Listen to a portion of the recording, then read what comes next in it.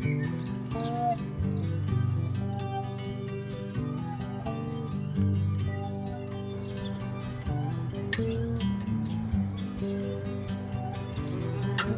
and welcome to Let's Get Growing. It's Jo here, the educational gardener from Bulwell Forest Garden in Nottingham, and we are in, well, it'll be towards the end of June probably when you see this, and tomorrow is the longest day. It's summer solstice, the 21st, 22nd, and I am a very happy gardener today because we've had a lot of rain, and so all the crops have been watered, the water butts are full, the pond's full, so yeah, nature's doing the job for us. So without further ado, let's get cracking and let's get going with our packs. Let's get growing.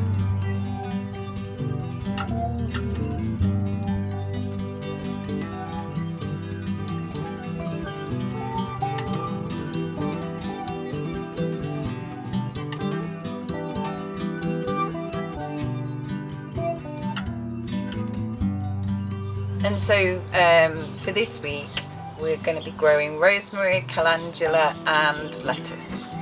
So let's start with your rosemary plant. So I included rosemary because Jean, one of our members, Jean asked if we were going to be doing rosemary. So some of you might still have rosemary from previous packs, some of you might be new to the scheme. Anyway, we've got lots of rosemary because these are what our volunteers propagated over the winter. And so we're going to have a look as ever at our root system, and it has filled its pot.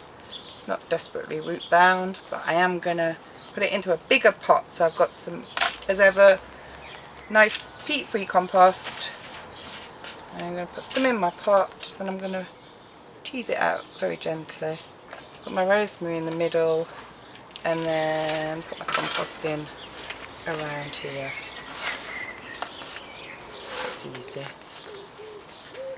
And then I think what I will do, I'll give it a water, but what I'm also going to do, even though this one has bushed out a little bit, but just to make sure it keeps on doing that, is I'll just pinch a little bit from each tip, and that will encourage the plant to push outwards. So that's our rosemary.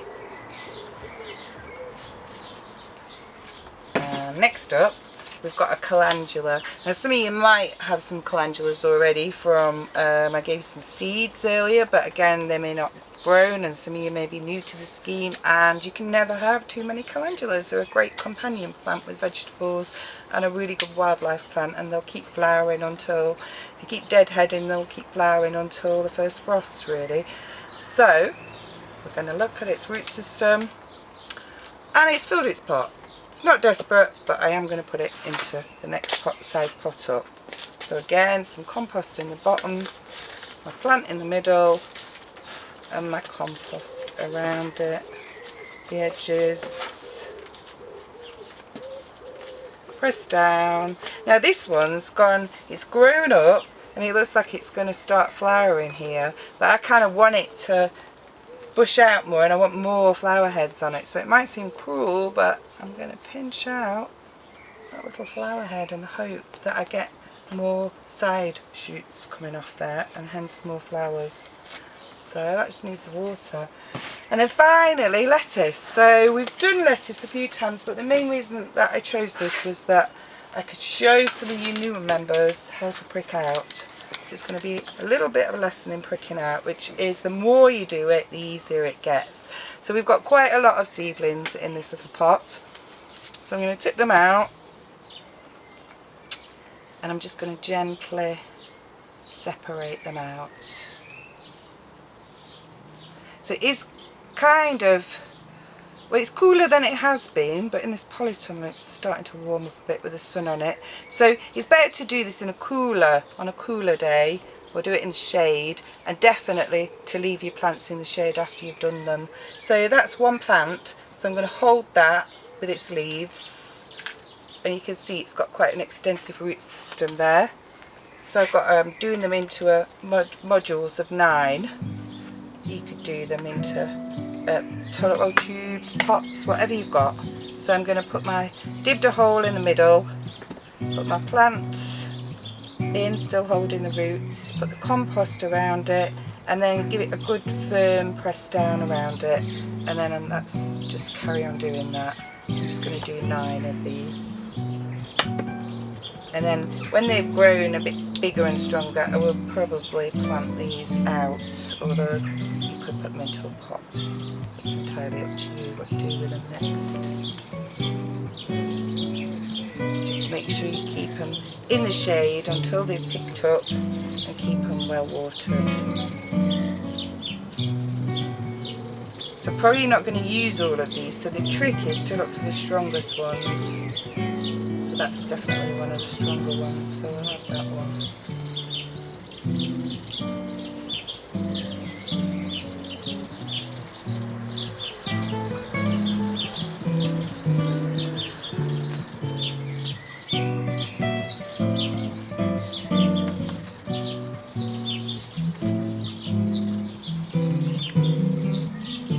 Okay, so that's today's pack. So we're just going to have a quick look at some of the plants from previous packs, and I know that these two will need some attention because they grow really quickly, and I repot them at the moment. We potted them every couple of weeks. So this is my courgette and this is my gherkin cucumber, and I think they've both filled the pots, so I've got some nice big pots for them here. And what I'm going to use, instead of using my expensive peat-free compost, I have got some homemade compost mixed with leaf mould, which is really nice stuff. A bit rough as usual, but fine. Everything's been growing really nice in it. So I've got my courgette plant here. I'm going to tip it, and you can see how it's filled its pot there.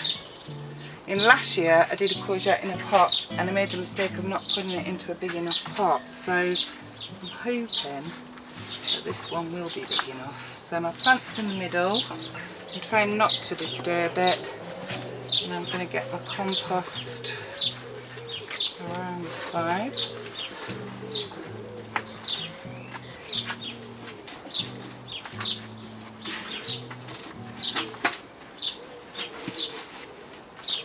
Pine cone in there. Okay, and then that just needs the water. And then next, my cucumber. Let's have a look at its roots. I can see them poking through. Yeah, it's incredible in 2 weeks, that is, how fast they grow. So again, I've half filled it with my compost. Plant in the middle, and then my compost around it, and that will just need a water. And then we'll just have a little look outside at some of the plants, some of the other plants from previous packs, and see how they're doing.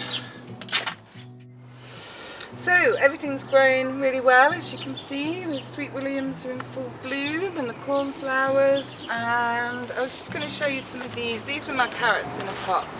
See, these are they do look like they're doing really well. I think my radishes are finished, so I'm going to pull these out. There might be,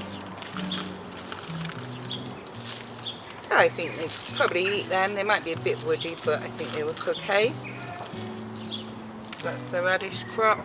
And then, excitingly, in here, I've got strawberries. That one's the slugs of it. Oh, look at that, and it's got a big slug hole in it, but the rest of them look okay. So these are ready to harvest. This was three plants that I put in a pot. So I've got a few there, and there's a few more that need to ripen up a bit longer. And the peas were doing really, really well, and I think in that very hot weather they've just dried out. But there's a few on there that I could pick.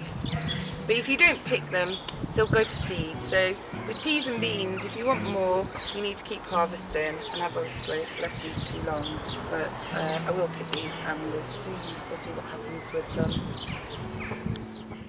And just a little mention of our Let's Get Growing Facebook page, and I just want to thank some of our members for getting in touch with us on there and for showing us some of your photos of some of your successes and some of your queries.